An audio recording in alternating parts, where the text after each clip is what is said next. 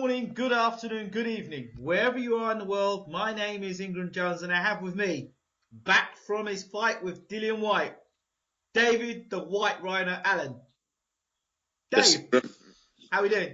I'm very well, thank you. I'm very good, yeah. Do you know something?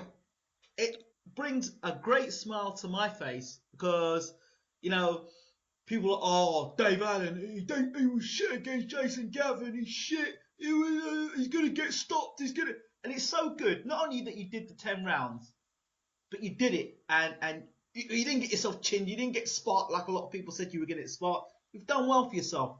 So I just want to say that, and proud of you. Yeah, I think the only outcome I knew that wasn't going to happen was that I was going to get stopped. I know I wasn't going to get stopped. I don't believe there's a fighter on the planet that can stop me. I've always been of that mindset, and I'll always be of that mindset until the fighter can keep me down for 10, and I don't believe it'll ever happen. I've come out of the fight with a good credit, put on a half decent performance, I would say. A half decent performance, not no more, no less. Very disappointed to lose my winning record, obviously. A bit disappointed. I'm disappointed I didn't get to win the belt. The belt means sweet FA, I think, in the grand scheme of things, but, it'd have been nice. But I wouldn't, the 3 weeks notice, whatever else, I wouldn't, people say, well, do you regret it? I don't regret it at all. I wouldn't change a thing. I wanted this fight. I see the level I'm at now. I see what I've got to do. I see what I've got to put in to get to the next level.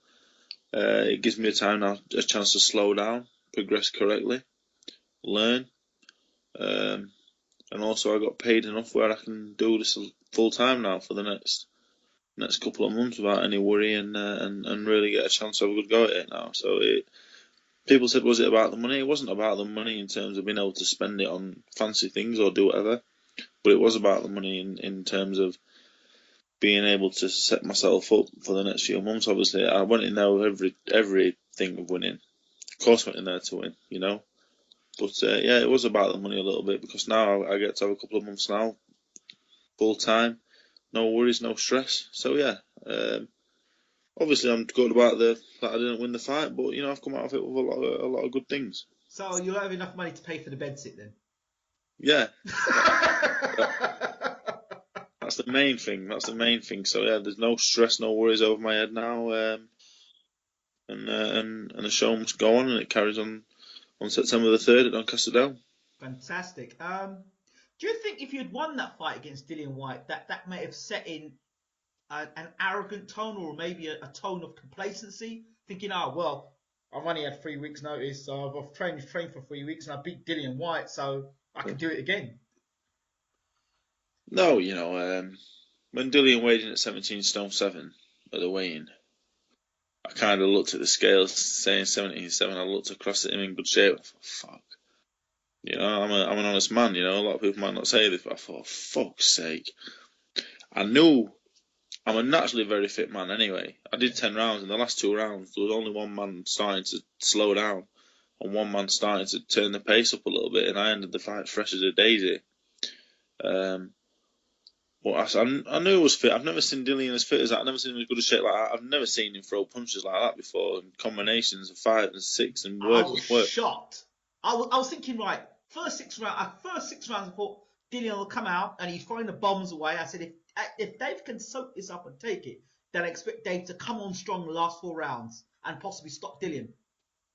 But he just kept throwing punches, left, right, and centre. It was like 4 or 5 punch combinations. I was like, the Dillian White I saw fight against Joshua, and then this Dillian White, and I'm like, this guy's got tremendous stamina. He's putting his punch together nicely.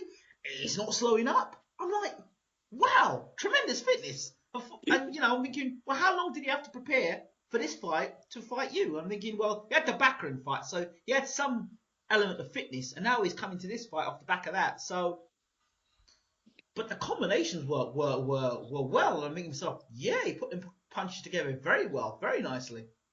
Yeah, I think the Joshua fight has obviously improved him tenfold. And I see myself in a similar situation to him before the Joshua fight that I'm in the White fight.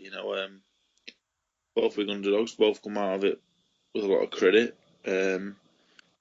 albeit on the losing side. I don't take it's hard to take. I'm finding it a little bit hard to take credit for a loss. It's hard, but at the same time, um, he he said he weren't trying to knock me out. I'm pretty sure he was trying to knock me out because he was Absolutely. winding him up. He was letting him go. I learned a lot of things from the fight. I've only been past 4 rounds once in my career. Um, so for the people saying you didn't throw any punches for 4 or 5 rounds, 6 rounds, you did all the talking, you didn't back it up. Basically, the game plan was 5 or 6 rounds. We make him work Blow it out. without me working because I wasn't, like I said, I'm a fit man anyway, but I wasn't fit, boxing fit per se. Yeah. So 5 or 6 rounds, make him work as much as possible without me doing Exhausting much. yourself. Yeah, I knew I wasn't going to win on points. I knew I wasn't going to win on points. So I wasn't going in there with thinking I was going to win on points. I was thinking I was going to win 8, 9, and 10 while I was down on points. It was a risky game plan, but it was a game plan nonetheless. But when it got to round 7, I tried picking it up then. But as I tried to pick it up in round 7, he was still relatively fresh. And then that's when he started landing some bombs in round 7 as I'm putting it on him. So round 7 and 8, I think he used a lot of energy, 7 and 8, to keep me off because I was going on strong. And then 9, I was starting to get going. And round 10, I was rolling then. I was starting to really let some punches go. And I finished as fresh as a daisy, which is the most disappointing thing. It wasn't a purposeful thing. When you've only been past 4 rounds once, and I was tired after the 6 as well. But it's all experience. I think me Saturday night against Dillian before he boxed Joshua would have been a 50-50 fight. But I think the experience from the Joshua fight and the experience that he's gained in the last 12 months saw him through on the night. And he was a comfortable winner on the scorecards. But I don't think the scorecards tell the full story of... I think I pushed him, It was definitely very physically tired in the last couple of rounds. I'm not sure that... I don't think I bothered him at all through the fight in terms of punches. But he was very physically tired towards the end. I could feel it. It was tiring, but all credit to him. He was bound to be a little bit tired after 9 and 10 rounds because he was throwing 6 and 7 punch combinations for the first 8 and 9 rounds. So I left it a little too late. He's a tough man anyway, so I wasn't banking on taking him out with one shot. I know he's got a good chin, so we live and we learn, don't we? So next time we're going to a 10-rounder, I'm starting from round 1, not starting from round 6 and 7. It is disappointing. The fight wasn't. I think the last couple of rounds was it got better as I started to let my hands go, but it wasn't a classic by any means. But I don't think it was the worst heavyweight fight people have seen. It was definitely a damn sight better than the Gavin fight. Yes. I did do my preview video, and my preview was in terms of your fitness, how much you'd be able to do in terms of the level of fitness. You can be fit, but being boxing fit's another thing altogether. And if you were not boxing fit, then the output punches you would be throwing, you'd be more conservative. I mentioned this in the preview, and as I mentioned in preview, that's what I saw in the fight as well. So that was of really no surprise. And I knew if you tried to go steamrolling from round 1 and you'd run out of steam, he would be there to capitalise on that. What I will say is the Friday before the fight, the 8 days before, I sparred Simon Valilia cruiserweight from Middlesbrough. Yeah. We did 6 rounds and I was out on my feet after 4. Right. So when I was in Dillian Wayne, I thought, how the fuck am I going to do 10? Kind of thing. And I kind of went into the fight with that mentality of, but I got in there and I was just relaxed. I was very relaxed. People are on Twitter saying you've got no technique, your footwork's awful. I was riding a lot of the shots. I was rolling inside. I was moving. I made him miss a lot. My footwork's good because I'm not flying around Muhammad Ali. I think I've got some great footwork. I do the basic things very well. I cut him off, and I do it with as much as fuss possible, which is why I managed to do 10 rounds at a decent pace. Because my footwork, it's not extravagant, but it is efficient, and it gets me into positions. I got into all the way through the fight. I was getting into brilliant positions to throw, but I just wasn't letting my hands go, and it's good because I can see where I've gone wrong. And obviously, if I was 100% fit, like we're talking, saying, oh well, I was this and that. Dillian Whyte's a good fighter. He can box. He let his hands go for 10 rounds. He was fit. Physical strength. He's pretty strong. But I'm very physically strong, and I think that may have surprised him a little bit as well. Every opponent I've ever faced has said, "Wow, physical strength." So I think I kind of surprised him with that a little bit. Mm. People say I've got no power. I've definitely got some power. Whether when I get in the ring for real, I'm a little bit panicky throwing the overhand right. It turns into a bit of a slap around the back of the head. Mm-hmm. I don't agree with a lot of the things that people are saying. It wasn't a great performance. It wasn't a performance of a future heavyweight champion of the world by any means. But I take offence to people saying that I'm not a good fighter, because I think the other day, you don't go over 10 rounds with Dillian White if you're not a good fighter anyway. But see, there are a lot of Twitter trainers and Twitter boxing trainers and experts, and Yeah. some of them have never thrown a punch in anger, some of them have never taken a punch in anger, and some of them haven't done a day of work. So I wouldn't pay any mind to most of those people that are talking, um, and Yeah, they, I got messages off a few fellow professionals. yes, Eddie Chambers, to name one, very impressed. He said very impressed. He said everything I'm doing, like Eddie understands boxing. So as I'm inside rolling punches, blocking certain shots, I didn't block every shot. Obviously, I walked onto a lot, but Eddie understands my inexperience and certain things I was doing. I was doing some good things in there. I'm by no means a finished article. I'm nearer the beginning than the end of the process. But the likes of him, Naz Jagualera, they were all very yes. impressed.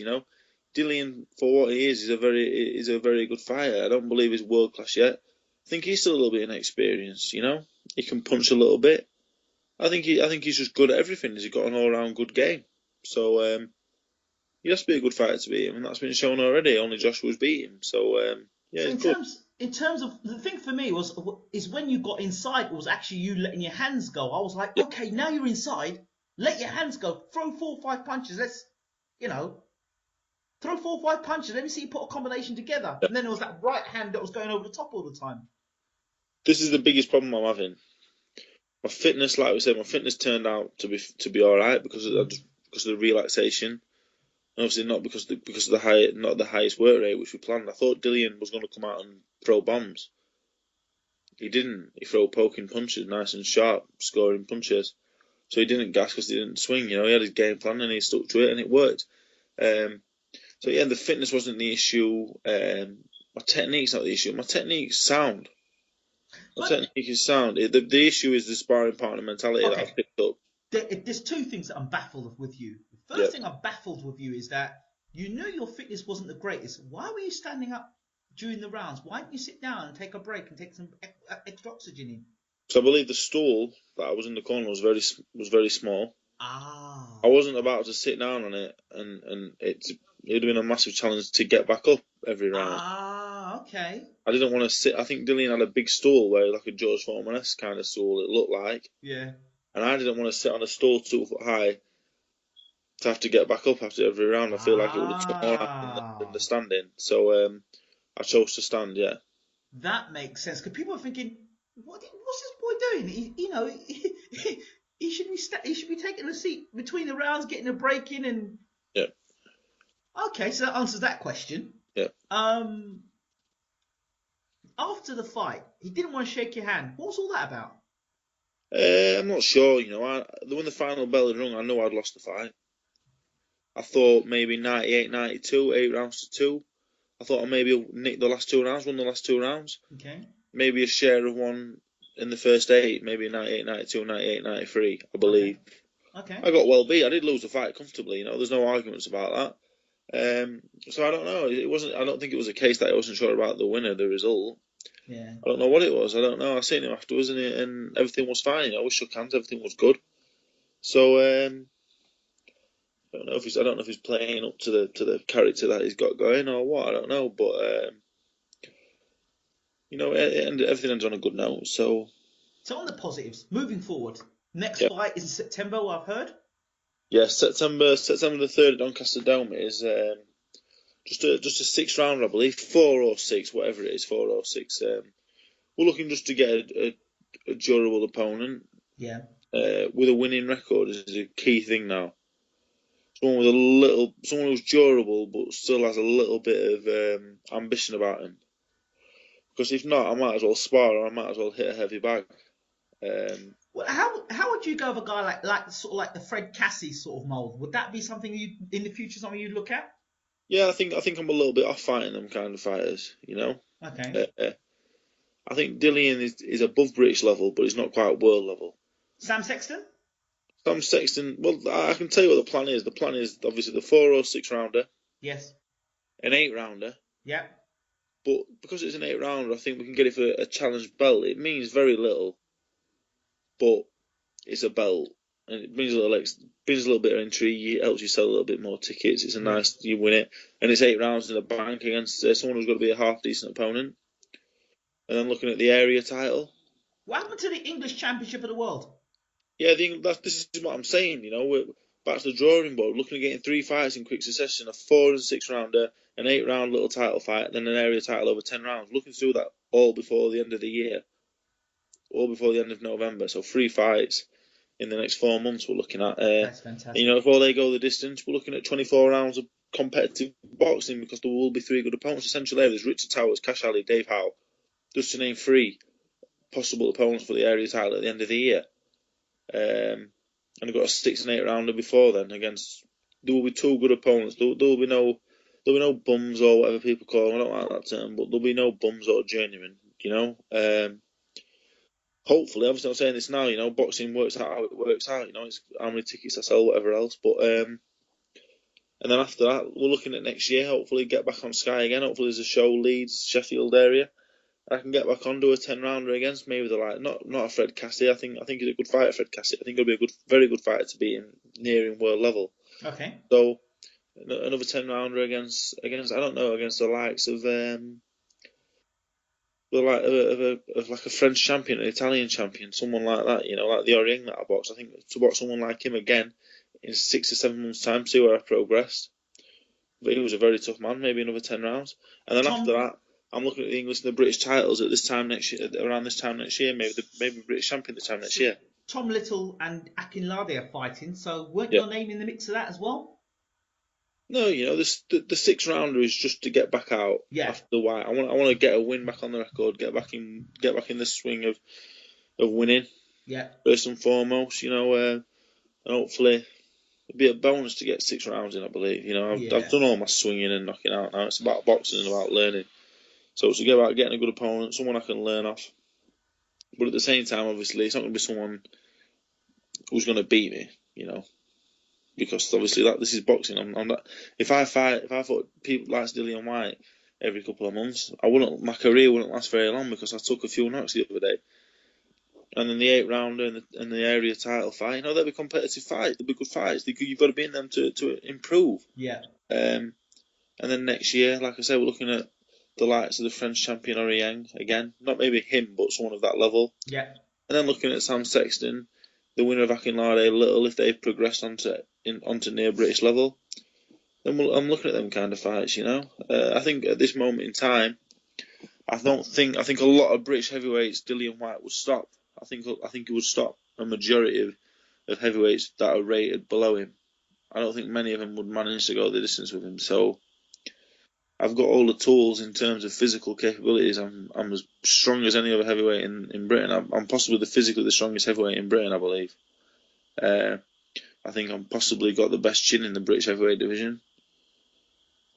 I punch. I'm not the biggest puncher, but I can punch. I can punch, and when I start hitting people on the chin, which I've not done yet, then people will say I'm a puncher. So I've got all the physical capabilities in the world. And people saying the footwork, whatever. I'm in the Ingle gym now, so if my footwork can't improve there, it's not going to improve anywhere. I'm ready now. I've got the money to behind me to get the right equipment and be able to go where I need to go to improve and do what I need to do. And I'll be British champion in 12 months' time, and that's a cast iron guarantee. I know that for a fact because anyone in Britain rated 6 and below, where Dillian White is, I believe I've got a very good chance of beating them right now. But in 12 months, I know for a fact, without doubt, I would beat any of them. I'm so glad to hear that. You focus on the positives and looking forward, which is brilliant now. Um, talk about moving forward. The thing about the sparring mentality and the sparring partner mentality, what do you think you're going to have to do to get out of that? Well, even if the big names come calling to spar, Yeah, the likes of Fury's, very good friends of mine, but I've only got one career and I don't want to spend it, being that kid who was a very tough man, Dave Allen, very tough, very durable, decent fighter. I don't want to be that man. I want to be Dave Allen, the champion. yeah, So I want to knock back all sparring into world class sparring because obviously I get something out of it, but at the same time I'm not quite at that level, so kind of getting my head boxed off, and I'm resort to just being that tough kid. But it's not even a case of that; it's a case of I've been doing it while I've been unfit. So I've been sparring world champions at 20 stone, 21 stone, not been fit, fiddling my way through, which is where I picked up a lot of the tricks, the riding, the shots. It's helped me in terms of that. I picked up a lot. I'd be a fantastic journeyman already. Even I'm a very inexperienced fighter, but I've picked up all the tricks of the trade. I've picked it all up. So I need to keep myself in good condition to be fit, because when you're unfit, you can't let your hands go. it's And I've true. sparred for many years unfit, not being able to let my hands go in sparring. So when you come to fight, even when you get yourself in good condition, you're not conditioned to fire shots off, even if you're fit. So I don't want to sound. I'm an intelligent man, so I'm not a daft person. I know the score, I know what's what. So that's a case of what it is. I need to spar, and the pad work at the Ingle gym is you're constantly firing your hands out. It's not going to come overnight, but it's about conditioning your body to being able to do what it needs to do. So it's going to be a long process, and that's why we're going back to the drawing board. This is why I'm not jumping into the Sexton fight for the English title. We're going to pull out of the bids for that. Not because I don't believe I can win the fight. I believe I could beat Sam Sexton. But I want to do it correctly. I don't want to beat Sam Sexton by wearing him down late on after taking an iron for a few rounds and then wearing him down, which I believe is what would happen. I don't want to do that. I want to come back in 12 months and take Sam Sexton, not Sam Sexton. I've got nothing personal against Sam Sexton, but take the lights these out in 12 months. I could take him out in a couple of rounds. I've got all the physical capabilities to be world class. So it's going to take a lot of hard work, because I've got in a bit of a rut being that sparring partner, being tough, being unfit, not letting my hands go. So it's going to take a lot of hard work, but you know, at least I know what I need to do, and at least sometimes the people around you know what you need to do, but the fighter won't accept it. I can accept it. I know what the score is. So yeah, I was going to work on it.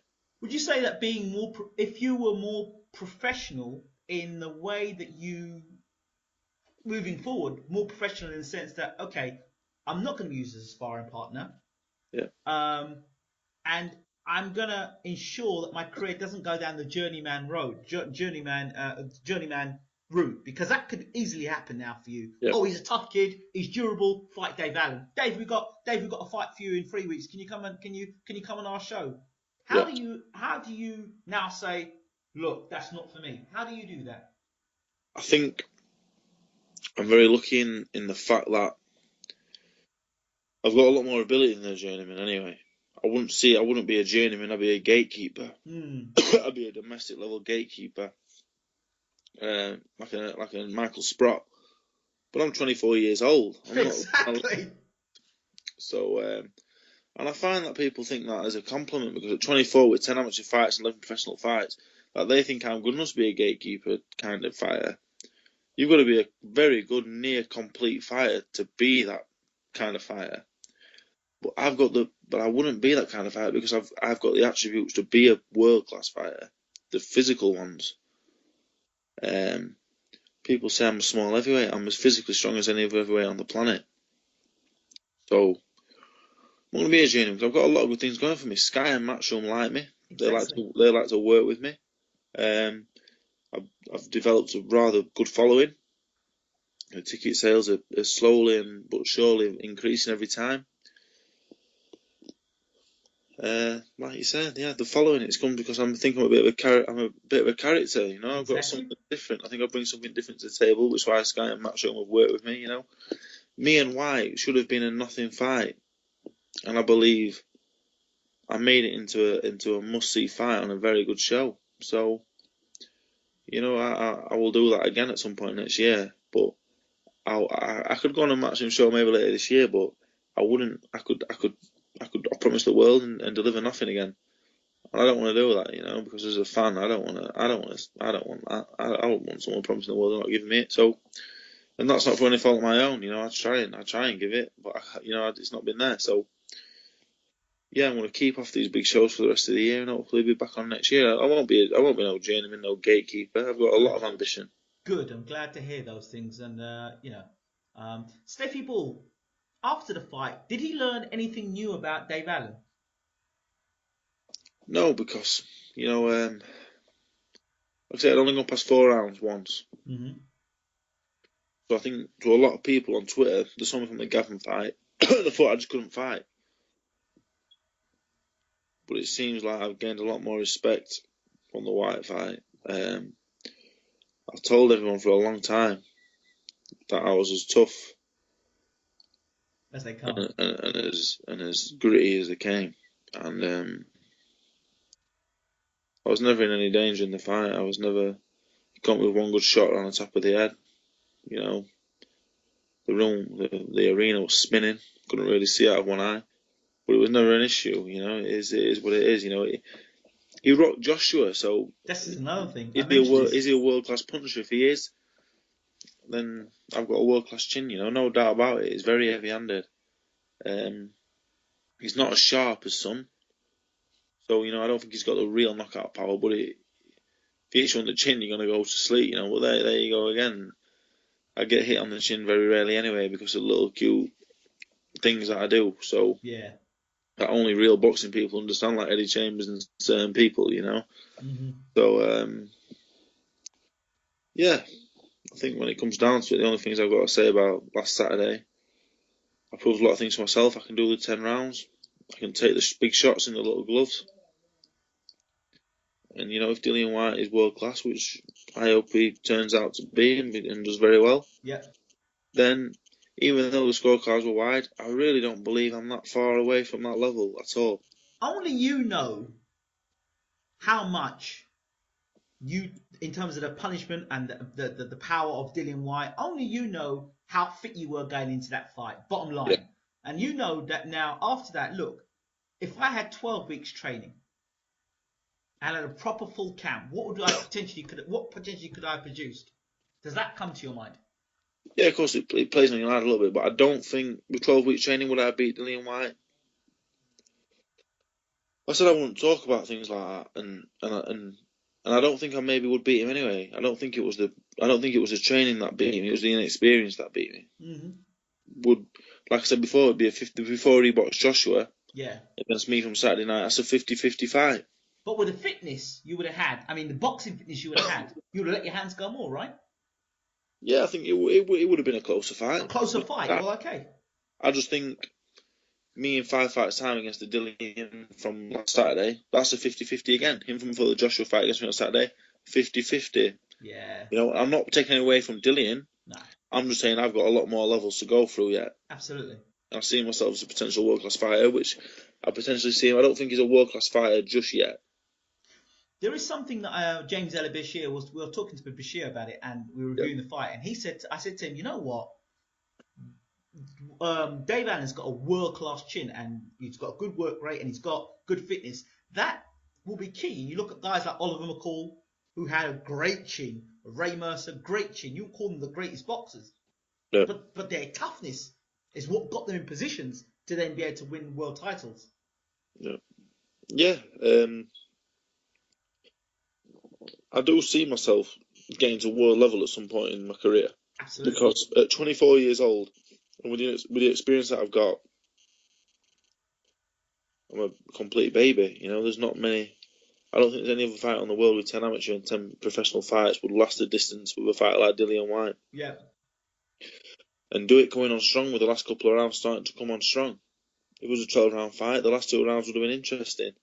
He's a very tough man, I'm not saying I would have got him out of there by any means. But it would have been interesting. But I was starting to warm up into it, which is a crazy thing to say. You're warming up in the 9th round of a 10-round fight. But it wasn't a case of warming up. I was starting to get some belief. I'm thinking, right, I've got 2 rounds left. I've got plenty left. Let's empty the tank. But I still couldn't empty the tank because I couldn't let the hands go. It wasn't a case of that. It was a case of my hands just wouldn't do what you want him to do. the mind was willing, but the body Body just was. it wasn't able in a weird way. My arms wasn't tired, my arms weren't tired, I wasn't out of breath, but I just wasn't able, because I wasn't conditioned to do that. I haven't been not taught to do that, but I haven't been doing that I haven't thrown punches for years and years in a manner of in a consistent manner. So you can't just turn it on like that and just say, right, I'm going to throw loads of punches tonight. It doesn't work like that. You've got to do it in the gym and repeat it. But those things are all those things are positives moving forward. I mean, that's fantastic because you know what you need to do now. So really for yourself now, it's this case of buckle down, know what needs to be done. Got this fight now, End of year, next year, come back. We'll see how it looks. Fantastic. I think it's great news. 10 rounds with Dillian White at this point in my career. He's unbelievable. Invaluable. With a fighter like that, he gets a lot of stick. He's a good fighter. I've sparred the best fighters in the world. He's a good fighter. He's a very good fighter. And 10 rounds of him at this point in my career is worth 20 journeymen. It's not. He's worth more than any amount of journeymen because he's a competitive fight. I was getting hit. I was making him miss. I learnt more of that fight than the other 20 amateur and pro combined, I would say. And knocking somebody out in the first round. Yeah, in front of 8,000 people as well on a Sky show. I handled all that absolutely fine. I just got beat by the better, more experienced man on the night, and that's all it comes down to basically. But I've took a lot out of it, and 4 weeks on Saturday, I can't wait to get back out. It's not brought me down at all. It took me to another level. It took me up. I trained twice today. Yeah. And I could feel it. I could feel it. I could just feel little things. I could just feel a little bit sharper, a little bit quicker, a little bit more confident. Yeah, I'm. Well, look at it this way. There's going to be a lot of people looking out for you now. There'll be a lot of people looking to see your next interview or when you're next going to be fighting. So once you start, people will follow you on Facebook or over on Twitter because they know you're the Twitter champion. So people will follow you. And once that happens, they see you've got a personality, they see you're willing. That's what people want, especially in British boxing. They just want a guy that's going to try and give it his all. And, they know you've been in with Dillian now, so... Yeah, I believe I'm the kind of heavyweight that people want to watch, Eventually. That's what I'm saying. It's all a work in progress. So, for you, I'm really, really happy for you. I really am, Dave. The one thing I do want to talk to you about, and a few people on Bayloric TV have mentioned it, while you were fighting, one commentator mentioned that Peter Fury said that you could be hit with a baseball bat, and they discovered they wanted to know where that kind of quote came from, and that was an interview that we did. Yeah, back in the day, the 4C report. Yes, myself, Peter Fury, and Eddie Chambers with Adam Falsey as well, and Lee Keevan. Yep, I can remember. Yeah. Yes, obviously Sky are big Bayloric TV fans. Must be. Dillian White. It's a bonus, yeah. Now Sky Sports as well. As well, yeah. So yeah, it's all good. It's all good. The commentary. I thought Saturday night the commentary was fair. Yes. Nick Olin and Jim Watt seem to have gone. Yeah, for now. The commentary was good and fair, and obviously we're wrapping it up now. The last thing I want to say is congratulations to Dillian White. Good win, all the best. People listening to it who've listened to me in the past maybe think I'm a little bit deluded in my ability. Hopefully saw a little bit more Saturday. There's still a lot more to come. And just thanks everyone for the support. That after the fight, there was 8,000 people chanting Rhino and Yorkshire. Wow. It was crazy. It's something I'll never forget as long as I live. It was crazy because people, good, honest people paying the money to come and watch, they appreciate someone giving it their all. Like I said, people have questioned my effort I've seen on Twitter at some points. I took everything from a near 18 stone man, flush on the chin and in the body, and just walked straight through it like it was nothing. Tell you, listen, when you have dark times, and you can come through those dark times and be on the other end of it and have the light right there and have those people cheering your name out, that is what should stick in your mind. Those fans cheering for you. I could get that again in a couple of months' time on a matchroom show, but I don't want to do that as a loser again. I want to come back as a winner sometime next year after I've learned my trade, and I come back, I can excite people, and I can give, and people can see what I'm all about, because there's so much more to come. Listen, Dave, just stick at it, keep going, and who knows, you may end up having a following like Josh Warrington. Look at that. Yeah, well, you never know, dear. You never know. You never say never. I wouldn't have thought I'll be in this position. I wouldn't have thought 4 weeks ago. I wouldn't have thought I'd have watched Dillian White, and here There we you are go. 4 weeks later. So, life's crazy. We don't know what's around the corner, but I know September 3rd is very soon, and I've got tickets available. I'm gonna turn into a salesman. I'll turn into a good salesman as well. Yeah, do I it. hate to do it, but I've got to do it. So give yeah, us the information. So tell us where it is. Tell us where it's going to be. How people can contact you, so we can get that out there. It's Doncaster Dome. Yeah. The tickets are £40 tier seating, £65 ringside seating. I'm not sure of the opponent yet. There's a few title fights on the card. A lot of local talent from the Doncaster area. Right. Contact me on Twitter. Yep. David White R1, Facebook, David Allen, Instagram, David Rhino21. Contact me if possible. I'll sort you out. Dave, I'll get this video out as soon as possible. Get blasting it around and let people know that the Rhino will be back. I will be back, yeah, very soon. Very soon, sooner than even I anticipated. Dave Allen, once again, we are proud to continue to support you on this journey, and we're even more excited now. Thank you very much, Ingram. Thanks for your time as usual. Thank you. Take care, champ. Cheers.